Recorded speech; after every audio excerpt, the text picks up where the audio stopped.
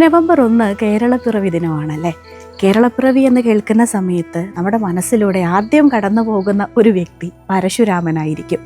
കാരണം കുട്ടിക്കാലം മുതലേ നമ്മൾ കേട്ടുവരുന്ന ഒരു കഥയാണ്, അല്ലെങ്കിൽ ഐതിഹ്യമാണ്, പരശുരാമൻ മഴുവെറിഞ്ഞാണ് കേരളം ഉണ്ടായത് എന്നുള്ള കഥ. ബാലാമണിയമ്മയുടെ മഴുവിൻ്റെ കഥ എന്നൊരു കവിതയുണ്ട്.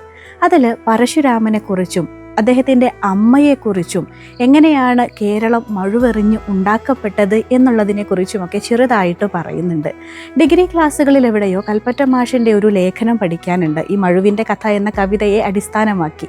അതിലും ഈ ഒരു കഥ തന്നെയാണ് പറഞ്ഞു വെക്കുന്നത്. കഥ ഇങ്ങനെയാണ്: ജമദഗ്നി മഹർഷിയുടെയും രേണുകയുടെയും മകനായിട്ടാണ് രാമൻ ജനിക്കുന്നത്.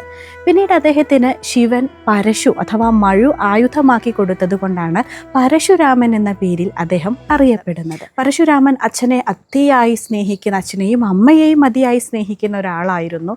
ഒരു ദിവസം അമ്മയായ രേണുക തൊട്ടടുത്ത അരുവിയിൽ വെള്ളമെടുക്കാൻ പോയ സമയത്ത് ഗന്ധർവന്മാർ വെള്ളത്തിൽ കുളിക്കുന്നത് കാണുകയും അതൊന്ന് കുറച്ചു നേരം നോക്കി നിൽക്കുകയും ചെയ്യുന്നുണ്ട്. ഈ കാര്യം ജമദഗ്നി മഹർഷി അറിഞ്ഞു. അങ്ങനെ മനസ്സുകൊണ്ട് രേണുക പാപം ചെയ്തു എന്നുള്ള പേരിൽ മക്കളോട് അമ്മയെ വധിക്കാൻ ആവശ്യപ്പെടുകയാണ്. ബാക്കിയുള്ള മക്കളൊന്നും അതിന് തയ്യാറാകുന്നത് പരശുരാമൻ മാത്രമാണ്. പരശുരാമൻ തൻ്റെ മഴു കൊണ്ട് ആദ്യം അമ്മയെ കൊല്ലുകയാണ് ചെയ്യുന്നത്.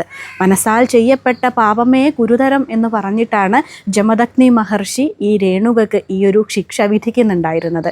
ശിക്ഷ വിധിച്ചു കഴിഞ്ഞതിന് ശേഷം, ശിക്ഷ നടപ്പിലാക്കിയതിന് ശേഷം രാമനാകെ സങ്കടാവാണ്, നമ്മുടെ പരശുരാമനാകെ സങ്കടാവാണ്. തൻ്റെ അമ്മയെ താൻ കൊന്നുവല്ലോ എന്ന് അദ്ദേഹം കുറ്റബോധപ്പെടുകയാണ്. അങ്ങനെ തൻ്റെ അച്ഛനെ പ്രീണിപ്പിച്ചത് കൊണ്ട് അച്ഛൻ നമ്മുടെ രാമനോട് ചോദിക്കുകയാണ്, നിനക്ക് എന്തു വരമാണ് വേണ്ടത് എന്ന് രാമനോട് ചോദിക്കുമ്പോൾ രാമൻ പറയുന്നത്, എനിക്ക് എൻ്റെ അമ്മയ്ക്ക് ഒരു തവണ കൂടെ ജീവൻ നൽകണം, എൻ്റെ അമ്മയ്ക്ക് ജീവൻ കൊടുക്കുക എന്നുള്ളതാണ് എനിക്ക് വേണ്ടുന്ന വരം എന്ന് രാമൻ പറയുകയും അങ്ങനെ അമ്മ വീണ്ടും പുനർജനിക്കുകയും ചെയ്യുന്നു എന്നാണ് കഥകളിലുള്ളത്.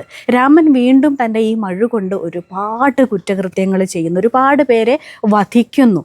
അങ്ങനെ ഒരുപാട് പേരുടെ രക്തം പതിഞ്ഞ് അവസാനം കുറ്റബോധത്തിലെത്തിയിട്ടുള്ള പരശുരാമൻ ഈ മഴു എന്താണ് ചെയ്യേണ്ടത് എന്നറിയാതെ കടൽക്കരയിലേക്ക് പോവുകയും കടലിലേക്ക് ഈ ഒരു മഴു വലിച്ചെറിയുകയും ചെയ്യുകയാണ്. ആ ഇടത്താണ് പിന്നീട് കേരളം ഉണ്ടായത് എന്നാണ് ഐതിഹ്യങ്ങളിൽ പറയുന്നത്.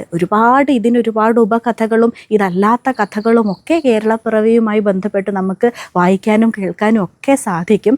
പക്ഷേ മഴുവിൻ്റെ കഥ എന്നുള്ള കവിതയിൽ പറയുന്ന ആ ഒരു കാര്യം നിങ്ങളുമായി ഈ ഒരു കേരളപ്പിറവി ദിനത്തിൽ പങ്കുവച്ചു എന്ന് മാത്രം.